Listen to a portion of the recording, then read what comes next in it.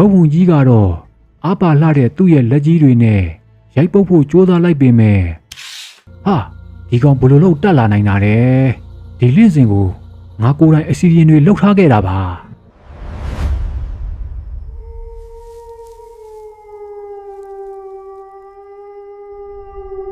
ဒေါ်နကြီးရဲ့တစ်ပင်မင်းကြီးပေါ်မှာတော့လက်ဖြာမုတ်ဆိုးလို့နာမည်ကြီးတယ်မုတ်ဆိုးကြီးဥကျော်တစ်ယောက်လင်းစင်ထိုးပြီး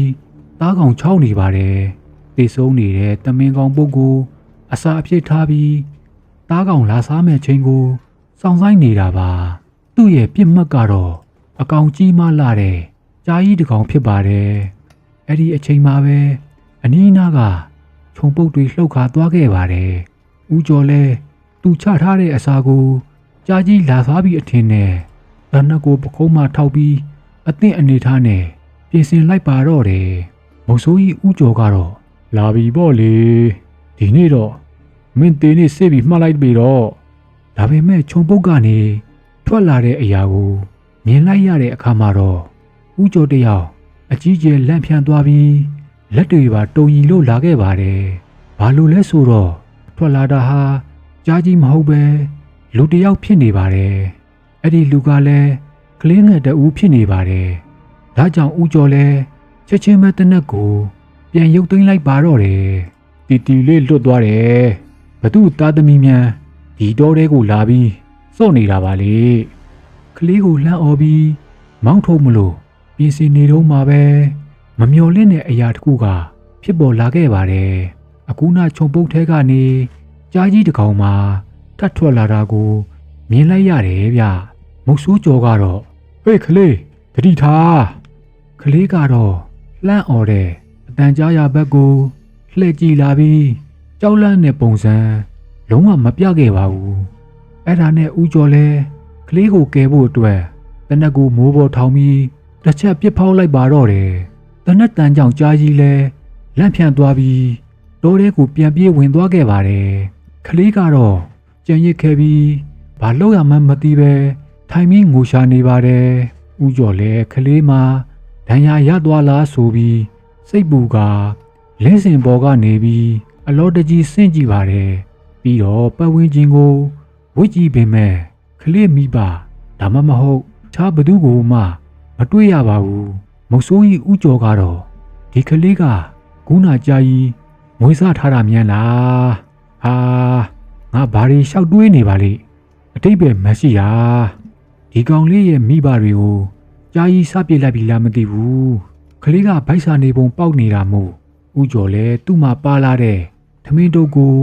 ကမ်းပေးလိုက်ပါတယ်ကြည့်ရတာဗိုက်စာနေပုံပဲရော့ဦးလေးထမင်းတုပ်ကိုယူစားလိုက်အောင်ကလေးငယ်ကထမင်းတုပ်ကိုအငတ်မရလှမ်းယူလိုက်ပင်မဲ့လက်နဲ့တေချာမစားပဲမြေကြီးပေါ်ချလိုက်ပါတယ်ပြီးမှခြေလေးချောင်းတရိษံနေလိုမျိုးကုန်းပြီးဗဇက်နဲ့ဟတ်စားပါတော့တယ်ဒီပုံစံကိုမြင်ရတော့မုတ်ဆိုးကြီးဥကျော်လဲဒီကလေးကိုကြားမွေးထားတာဖြစ်မယ်ဆိုတဲ့သူ့ရဲ့စိတ်အထင်ဟာမှန်လောက်တယ်ထင်သွားခဲ့ပါတယ်ဒီလိုနဲ့ကလေးကိုတောနဲ့ထဲမှာတယောက်တည်းပစ်ထားခဲ့လို့မဖြစ်တာမို့သူ့အိမ်မဲခေါ်သွားဖို့ဆုံးဖြတ်လိုက်တယ်ဗျမုတ်ဆိုးကြီးဥကျော်ကတော့ကဲဦးလေးအိမ်ကိုလိုက်ခဲ့ပြီးတော့ဒီနေ့ကစပြီးမင်းကိုငတေလို့ပဲခေါ်တော့မယ်ကွာဟာနေပါဦးကွာဒီနေမယ်ကြီးကတိတ်ပြီးဘဝင်မကြပါဘူးမင်္ဂလာမရှိလိုက်တာအေးမင်းကိုကြားနဲ့တူတူတွေ့ခဲ့တာဆိုတော့ကြားမောင်အေးဒီနာမည်ကမှဟုတ်သေးဟာဒီလိုနဲ့သူတို့နှစ်ယောက်မုတ်ဆိုးကြီးဥကျော်ရဲ့တဲလေးရှိကိုရောက်လာခဲ့ကြပါတော့တယ်ရွာနဲ့တိတ်မဝေးတဲ့နေရာမှာတော့မုတ်ဆိုးကြီးဥကျော်တို့မိသားစုနေထိုင်ကြပါတယ်မိသားစုဝင်တွေကတော့ဇနီးတဲ့ဒေါ်မြသားဖြစ်သူမောင်ထုံးနဲ့အခုနောက်တိုးလာတဲ့ကြားမောင်တို့ပဲဖြစ်ပါတယ်ဒါပေမဲ့အရာအလုံးကဥကျော်ထင်မှတ်ထားသလိုဖြစ်မလာခဲ့ဘူးဗျဇနီးတဲ့ဒေါ်မြကကြားမောင်ကိုသားသမီးအရင်လိုမချစ်တဲ့အပြင်ကြုံတယောက်လိုပါခိုင်းစေပါတော့တယ်သားဖြစ်သူမောင်ထုံးကလည်းကြားမောင်ကိုဆိုရင်အမြဲတမ်းအထင်သေးပြီးနှိမ့်ဆက်အနိုင်ကျင့်လေရှိတယ်ဗျဒေါ်မြကတော့ဟဲ့ကောင်လေးသွားထင်းသွားခွေကြည့်ပြီးရင်ငါသားမောင်ထုံးရေချိုးဖို့ရင်နွေးအိုးပါတခါလဲကြိုထားလိုက်ကြလားဟုတ်ကဲ့ပါအမေ အဲ့ဒီခါမှာတော့ဒေါ်မြကဘသူကနင့်အမေလဲငါ့ကိုအမေလို့မခေါ်နဲ့လို့နင့်ကိုဘယ်နှခါပြောရမလဲကြားမောင်ခမရမှာတော့မျက်နှာငယ်လေးနဲ့ခေါင်းညှိမ်ပြပြီးထင်းဆက်ခွဲနေရှာပါတယ်ဒီလိုနဲ့တန်တရားလဲလာလိုက်တာနှစ်တွေအများကြီးကြာသွားခဲ့ပါပြီကြားမောင်တယောက်လည်းအရွယ်ရောက်လာပြီးရုပ်ရည်တန့်ပြတ်နဲ့လူကောင်ထွားထွားတန်တန်မာမာလူငယ်လေးတယောက်ဖြစ်လာခဲ့တယ်ဗျဒါပေမဲ့တိုးတက်လာတာကတော့သူ့အရွယ်တွင်မဟုတ်ပါဘူးအိမ်ကသားမီးနှစ်ယောက်ပေါ်သူ့အပေါ်မုန်းတီးတဲ့စိတ်ကလည်းတနေ့တနေ့ပိုတိုးလို့လာပါတော့တယ်ဒေါ်မြကတော့အေးဟဲငါလည်းမပြောတတ်တော့ပါဘူးနင့်အဖေကသူများသားသမီးကိုဘာလို့ဒီလောက်တောင်ချစ်နေရတာလဲမသိဘူးရင်နဲ့လွယ်မွေးထားတဲ့သားအရင်လဲမဟုတ်ဖက်နဲ့မုတ်ဆိုးကြီးဥကျော်ကလည်းသူ့မိန်းမနဲ့သားကကြားမောင်ကိုမကြည်မန်းသိတာပေါ့ဒါကြောင့်သူအိမ်မှာမရှိတော့ကြားမောင်အနိုင်ကျင့်ခံရမှာဆိုလို့တော်တဲ့သွားတိုင်းကြားမောင်ကိုတပါးတယ်ခေါ်သွားလိမ့်ရှိတယ်ဗျမုတ်ဆိုးကြီးဥကျော်ကတော့ကြားမောင်ကြီးဒီနေ့ငါနဲ့တော်တဲ့သွားရအောင်ဟေ့ဟုတ်ကဲ့လိုက်ခဲ့မယ်အဖေကြားမောင်ကလည်းစိတ်အားထက်တန်စွာနဲ့ချက်ချင်းပဲပြန်ဖြေပါတယ်ဥကျော်နဲ့တိုးလိုက်သွားရတိုင်းကြားမောင်ကတော့အထူးတလဲလို့ပျော်ရွှင်နေပါတယ်ဘာလို့လဲဆိုတော့ကို့နေရက်နေရင်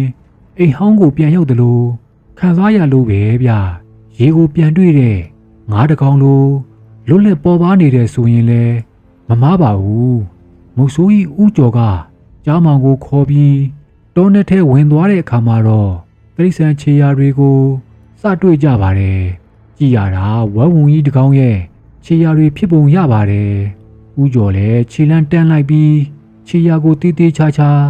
ငုံကြည့်လိုက်ပါတယ်ခြေရာကတော်တော်ကြီးပြီးမြေကြီးထဲနှိမ့်ဝင်နေတာကိုဥကျော်ကသတိထားမိလိုက်ပါတယ်ဒါကိုကြည့်ရင်ဝက်ဝုံကြီးဟာအကောင်အရန်ကြီးပြီးအလေးချိန်စီးသလိုဒီနာအနီးတစ်ဝိုက်မှာပဲကြည့်နေနိုင်တယ်ဆိုတဲ့သဘောပဲဗျဒီလိုခြေရာခံပြီးလိုက်နေတော့မှာပဲရုတ်တရက်ဆိုသလိုခြေရာပိုင်ရှင်ဝက်ဝင်ကြီးကစာလောင်မွန်းသိမ့်နေတဲ့ပုံစံနဲ့ဦးကျော်ရှိကိုတဟုန်ထိုးခွန်အုပ်လိုက်ပါတော့တယ်ကြားမောင်ကတော့အဖေဖြစ်သူရဲ့ရှေ့ကနေအမြန်ဝင်ပြီးကာစီးလိုက်ပါတော့တယ်သူ့ရဲ့ခန္ဓာကိုယ်ထဲကသွေးတွေစူပွက်လာပြီးနှလုံးခုန်တန်ဟာလည်းဓာတ်ဒိမ့်ဒိမ့်နဲ့မြည်ဟိလို့နေပါတယ်သူ့ရဲ့ခန္ဓာကိုယ်ချွေးပေါက်တွေကနေရင်သွေးမွေတို့အငွေ့တွေထွက်လာပြီးတဲ့နောက်ချစ်ချင်းဆိုသလိုပဲကြားမောင်ရဲ့ခန္ဓာကိုယ်ဟာတမန်းကြအဖြစ်ပြောင်းလဲသွားခဲ့တယ်ဗျမုတ်ဆိုးကြီးဥကျော်ခမမြင်လိုက်ရတဲ့မြင်ကွင်းကြောင့်အော်တုန်လှုပ်လို့သွားခဲ့ရပါတယ်ကို့မွေးသားသားရဲ့ခန္ဓာကိုယ်ဟာရုပ်တွင်ကြမ်းတမ်းနဲ့ကြာကြီးတကောင်အဖြစ်ပြောင်းလဲသွားလိုက်ပေမဲ့မျက်လုံးအစုံကတော့နူးညံ့ပြီးလူသားဆန်နေတုံးမှာပဲကြားမောင်ဟာတမန်းကြားအတွင်းနဲ့တောလုံးဟိထအောင်ဟိဟောက်လိုက်ပါတော့တယ်ဝက်ဝုံကြီးကတော့အားပါလှတဲ့သူ့ရဲ့လက်ကြီးတွေနဲ့ရိုက်ပုတ်ဖို့ကြိုးစားလိုက်ပေမဲ့တမန်းကြားအတွင်းနဲ့ကြားမောင်ကပိုပြီးလျင်မြန်တန်မာလို့နေပါတယ်တောရိုင်းသိဆန်တို့ရဲ့ဗီဇအတိုင်းကြားမောင်ဟာဝက်ဝုံကြီးရဲ့လေပင်ကိုတဟုန်ထိုးခုံအုပ်ကြိုက်ခဲလိုက်ပါတော့တယ်ကြားမောင်ဟာဝက်ဝုံကြီးကိုလျင်မြန်စွာပဲအဆုံးတက်လိုက်ပါတော့တယ်ဝက်ဝုံကြီးလဲကျသွားတဲ့အချိန်မှာတော့မောဟိုက်ပြီးရက်နေတဲ့ကြားမောင်ရဲ့ခန္ဓာကိုယ်ဟာလူပုံစံအတိုင်းပြန်ပြောင်းသွားပါတော့တယ်မုတ်ဆိုးကြီးဥကျော်ကတော့ကြားမောင်ကြီးငါအသက်ကိုကယ်ပေးခဲ့လို့ကျေးဇူးအများကြီးတင်ပါတယ်ကွာဥကျော်ကတော့ကြားမောင်ကိုဘာမှစက်မမေးဖို့ဆုံးဖြတ်လိုက်ပါတယ်ဘာလို့လဲဆိုတော့ကြားမောင်ကိုယ်တိုင်လဲသူဘာဖြစ်သွားလဲဆိုတာကိုဖြေနိုင်မှာမဟုတ်ဘူးလို့တေချာနေလို့ပါပဲကြားမောင်ကလည်းရုတ်တရက်တမန်းကြားအသွင်ပြောင်းသွားတာတောင်အဖေဖြစ်သူကယွန်ရှာကြောက်လန့်ခြင်းမရှိတဲ့အတွက်ဝမ်းသာပီတိဖြစ်နေရရှာပါတယ်ဒါပေမဲ့ဒီလောကကြီးမှာလှည့်ဝက်ချက်ဆိုတာမရှိပါဘူးအခုနာတောထဲမှာဖြစ်ပျက်ခဲ့သမျှအရာအလုံးကိုမောင်ထွန်းရဲ့တငယ်ချင်းဖြစ်တဲ့မုတ်ဆိုးလေးတယောက်ကမြင်သွားခဲ့ပါတယ်မောင်ထွန်းကတော့အမေဘယ်လိုလုပ်ကြမလဲဗျမောင်ပြူးကအခုလေးတွေအမောတကောနဲ့လာပြောပြတာကျွန်တော်ထင်တာကတော့ဟိုကောင်ကြားမောင်ကတမန်ကြအစေးဗျအမေဒါနောက်ပြောင်ပြီးပြောခဲ့တဲ့ကိစ္စမဟုတ်ဘူးအဲ့ဒီခါမှာတော့ဒေါ်မြက အေးဒီလိုဆိုရင်တော့ဒီလိုလို့ငါမုတ်ဆိုးဦးနဲ့ရှိကိုအမြန်သွားပြီးခေါ်လိုက်အောင်မယ်တမန်ကြကိစ္စရှင်းတဲ့နေရာမှာတော့သူကဆရာတဆူပဲမုတ်ဆိုးကြီးဦးကျော်နဲ့ကြားမောင်တို့အိမ်ပြန်ရောက်လာတဲ့အခါမှာတော့ဒေါ်မြကဘာမှမဖြစ်ခဲ့သလိုဟန်ဆောင်နေလိုက်ပါတယ်ဒါပေမဲ့သူ့ရဲ့စိတ်ထဲမှာတော့ဦးကျော်မတီးအောင်ကြားမောင်ကိုအိမ်ပြင်ထုတ်ပြီးမုတ်ဆိုးဦးနဲ့လက်နဲ့အပြက်ရှင်းဖို့ကြံစီနေပါပြီဒေါ်မြကတော့ဟဲ့ကြားမောင်ဟိုဘက်တောစနာမှာထင်းလေးတော့ကောက်ပေးစမ်းပါကြားမောင်လည်းခေါင်းငိမ့်ပြီးဒေါ်မြခိုင်းတဲ့အတိုင်းချက်ချင်းထွက်သွားရှာပါတယ်အဲ့ဒီတောဆက်မှာမုတ်ဆိုးဦးနက်ကလက်စင်ထိုးပြီးသူ့ကိုချောင်းနေမှန်းတော့သူရိမ့်မိမနေခဲ့ပါဘူးမုတ်ဆိုးဦးနက်ကတော့ဒါပြီပေါ့လေလက်ဦးမှုရယူမှဖြစ်မယ်မုတ်ဆိုးဦးနက်ကတန်တက်ကိုမြောက်ပြီးကြားမောင်ကိုချိန်လိုက်ပါတယ်ဗဇက်ကလည်းတမန်ကြားတွေရဲ့အစွမ်းကိုနှိမ်နှင်းနိုင်တဲ့မန်နန်တွေကိုရုပ်ဖက်နေပြီးရုတ်တရက်ဆိုသလိုပြစ်ထဲလိုက်ပါတော့တယ်အစီရင်လှုပ်ထားတဲ့ကြီးစံဟာအလင်းရောင်တောက်ပါပြီးကြားမောင်ရှိကိုတန်တန်မတ်မတ်ပြေးဝင်သွားပါတော့တယ်အဲ့ဒီချိန်မှာပဲရုတ်တရက်ဆိုသလိုကြားကြီးတကောင်ကထွက်ပေါ်လို့လာတာကြောင့်ကြားမောင်လည်းလက်ဖြန့်ပြီးလက်ကျလူသွားခဲ့ပါတယ်ဒီလိုနဲ့ကြားမောင်တယောက်ကြီးစံအန်ရယ်ကနေတီလေးလွတ်မြောက်သွားခဲ့ပေမဲ့အဲ့ဒီအစီရင်လှုပ်ထားတဲ့ကြီးစံကတော့ဝင်လာတဲ့ကြားကြီးရဲ့ခန္ဓာကိုယ်ထဲကိုတန်တန်မတ်မတ်စိုက်ဝင်လို့သွားခဲ့တယ်ဗျကြားကြီးရဲ့နာကျင်စွာအော်ဟစ်တဲ့အတန်ကြီးကတော်လုံးဟိထားလို့သွားခဲ့ပါတယ်တိတ်မကြခင်မှာပဲအသက်ရှူဆန်ပြင်းပြင်းနဲ့မြေပေါ်ကိုလဲသွားရှာပါတယ်ကြားမောင်လည်းကြားကြီးရဲ့ဘေးနားမှာဖြည်းဖြည်းချင်းဝင်ထိုင်လိုက်ရင်ဘာကြောင်မှမသိမျက်ရည်တွေကစီးကြလို့လာပါတယ်သူ့ရဲ့စိတ်ထဲမှာလည်းပြောပြမတတ်အောင်ကိုဒီကြားကြီးရဲ့အပေါ်ကိုတန်ရုံးစင်ဖြစ်နေမိပါတယ်အဲ့ဒီအချိန်မှာပဲသူ့ရဲ့အတိတ်ကမှတ်ဉာဏ်တွေဟာတဖြည်းဖြည်းနဲ့ပြန်လဲပေါ်ပေါက်လို့လာခဲ့ပါတယ်အဲ့ဒီကြားကြီးဟာမုတ်ဆိုးကြီးဦးကျော်နဲ့မတွေ့ခင်တုန်းကသူ့ကိုနိုးတိုက်ပြီးပြုစုစောင့်ရှောက်ခဲ့တဲ့ကြားမာကြီးမှန်ကြားမောင်ကချက်ချင်းတီးလိုက်ပါတော့တယ်ပြောရရင်တော့သူ့ရဲ့ကျေးဇူးရှင်မိခင်ရင်တယောက်လိုပါပဲကြားမောင်ဟာကြားကြီးရဲ့ခေါင်းကိုကျင်နာစွာပုတ်တိုက်ပေးနေမိပါတယ်ကြားကြီးရဲ့ညင်ညူတန်းဟာတဖြည်းဖြည်းနဲ့တိုးသွားပြီးနောက်ဆုံးမှာတော့ကြားမောင်ရဲ့ရင်ခွင်ထဲမှာပဲအသက်ပါသွားရရှာပါတယ်မုတ်ဆိုးကြီးဦးနက်ကတော့ဘာတွေဖြစ်ကုန်တာလဲဟာရုတ်တရက်ကြီးတနက်ပြောင်းဝနာလာပိတ်နေတော့လေတေပေါ့ကွာအဲ့ဒီချိန်မှာပဲကြားမောင်ဟာသူ့ကိုသူတော်သတိမထားမိပဲတမန်ကြအဖြစ်ပြောင်းလဲသွားခဲ့ပါပြီတီဆုံးနေတဲ့ကြားမာကြီးရဲ့အလောင်းကိုလွမ်းစောတန်းတာတဲ့စိတ်နဲ့ကြည်ပြီးမတ်တက်ထရက်လိုက်ပါတယ်ပြီးရနဲ့မုတ်ဆိုးဦးနဲ့ထိုင်နေတဲ့လင်းစင်ဘက်ကိုလက်စားချေလိုတဲ့အကြည့်တွေနဲ့လှန့်ကြည့်လိုက်ပါတယ်ပြီးတော့တမန်ကြဟာခန္ဓာကိုယ်ကိုနှိမ့်လိုက်ပြီးတဟုန်တို့ခုန်တက်လိုက်ပါတော့တယ်ကြားမောင်ကအစွမ်းကုန်အားဆိုင်ပြီးခုန်တက်လိုက်တဲ့အခါမှာတော့မုတ်ဆိုးကြီးဦးနဲ့ကဲလင်းစင်ဘောကိုတချိန်တို့ရောက်ရှိသွားပါတော့တယ်ဦးနဲ့လည်းလင်းစင်ဘောကြားမောင်ရောက်လာတာမြင်တော့အကြီးကျယ်ထိတ်လန့်သွားခဲ့ပါတယ်မုတ်ဆိုးကြီးဦးနဲ့ကတော့ဟာဒီကောင်ဘယ်လိုလုပ်တက်လာနိုင်တာလဲဒီလင်းစင်ကိုငါကိုယ်တိုင်အစီရင်တွေလှုပ်ထားခဲ့တာပါဦးနဲ့စီရင်ထားတဲ့အစွမ်းနေကြောင်လင်းစင်ပေါ်ရောက်နေတဲ့ကြားမောင်ရဲ့ခန္ဓာကိုယ်ဟာစီပူအိုးတဲ့ရေသက်ချသလိုတစ်ဖြက်ဖြက်နဲ့အောက်ကွဲစူပွက်လို့လာပါတယ်ကြားမောင်ခမများမှာတော့တေလူမတက်နာကျင်နေပေမဲ့မျက်နှာပေါ်မှာတော့ဘာမှမဖြစ်သလိုတည်ငြိမ်အေးချမ်းလို့နေပါတယ်ဦးနဲ့လည်းအစီရင်လှုပ်ထားတဲ့ကြီးစံတွေကိုကြပြားကြရာထည့်လိုက်ပြီးကြားမောင်ကိုနောက်တစ်ချက်ထပ်ပစ်လိုက်ပါတယ်ဒါပေမဲ့တမန်ကြားရဲ့လျင်မြန်တဲ့အရှိန်ကိုမမီလိုက်ပါဘူးကြားမောင်ဟာကြီးစံကိုလွယ်ကူကူရှောင်တိတ်လိုက်ပြီးလက်သေးတွေထုတ်ကာဦးမောင်ကိုပုတ်ချလိုက်တဲ့အခါမှာတော့လက်ထဲကတနတ်ဟာလွတ်ကျသွားပါတော့တယ်ဒါပေမဲ့ဦးနက်ကအရှုံးမပေးသေးပဲသူ့ခါကြားတဲ့ကအစွမ်းထက်တဲ့အင်းချဓမြောင်ကိုဆွတ်ထုတ်လိုက်ပါတော့တယ်ဦးနက်ကတော့ဂါရမန်နန်တွေရွတ်ဖက်လိုက်ပြီးတာနဲ့တပြိုင်နက်အဲ့ဒီဓမြောင်ဟာအရာရာကိုလောင်ကျွမ်းပြစ်နိုင်တဲ့အစီရင်မိတောက်တွေဟာဝင်းဝင်းလက်လက်တောက်ပလို့လာပါတော့တယ် ဦးနဲ့ဟာဓာကိုဖောက်ဖွာလေးဝင်ရိုင်းလိုက်ယုံပဲရှိပါသေးတယ်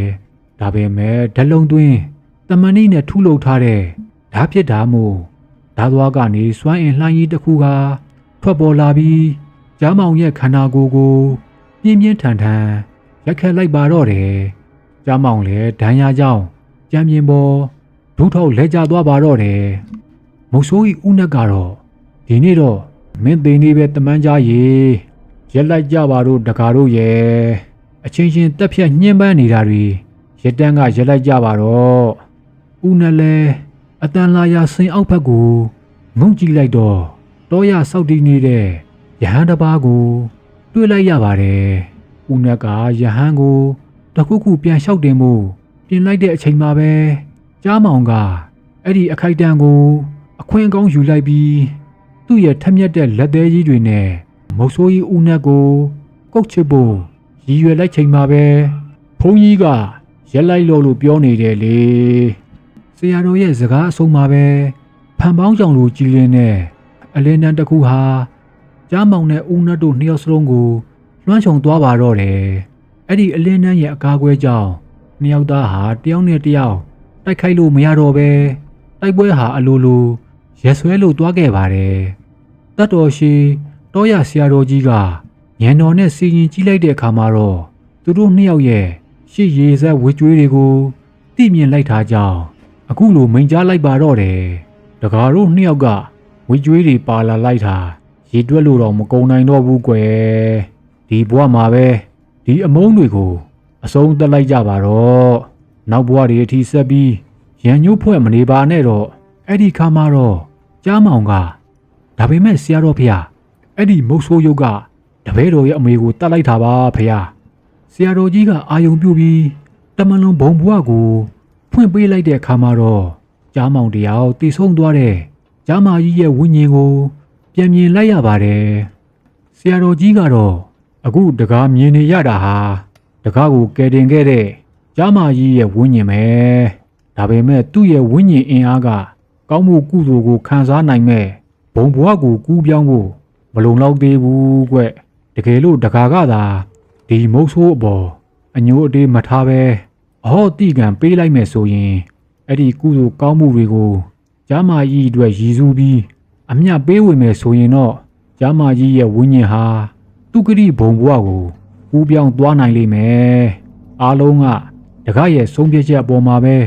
မူတည်ပါတော့တယ်အဲ့ဒီအချိန်မှာပဲတမန်ကြအသွင်ဖြစ်နေတဲ့ဂျာမောင်ဟာတမန်လူသွင်းကိုပြန်မြောက်သွားခဲ့တယ်ဗျသူ့ရဲ့စိတ်ထဲမှာလောင်မြိုက်နေတဲ့လက်သားခြေလိုစိတ်တွေကွယ်ပြောက်သွားပြီးကျေးဇူးရှင်ဂျာမာကြီးကောင်းရမွန်ရရောက်ဖို့ပဲဆန္ဒရှိပါတော့တယ်ဂျာမောင်ဟာမုတ်ဆိုးဦးနဲ့ကမျက်နှာကိုမော့ကြည့်လိုက်ပြီးအခုလိုပြောလိုက်ပါတော့တယ်ကျုပ်ဂျာမောင်ဟာအတိတ်ဘဝတုန်းကခမရကျုပ်အပေါ်ဘလို့ဝစ်ကျွေးတွေပဲပြုတ်ခဲ့ခမရပြုတ်ခဲ့သမျှအရာအလုံးကိုအဟောတိကံပေးလိုက်ပါပြီဗျာမုတ်ဆိုးကြီးဦးနက်ကလည်းကျုပ်ဘက်ကလည်းအတူတူပါပဲဗျာအရာအလုံးဒီဘဝဒီမျှနဲ့ပဲပြီးငိမ့်ပါစေတော့အာကာသတရားတွေဆွန့်လွတ်လိုက်တဲ့အခါမှာတော့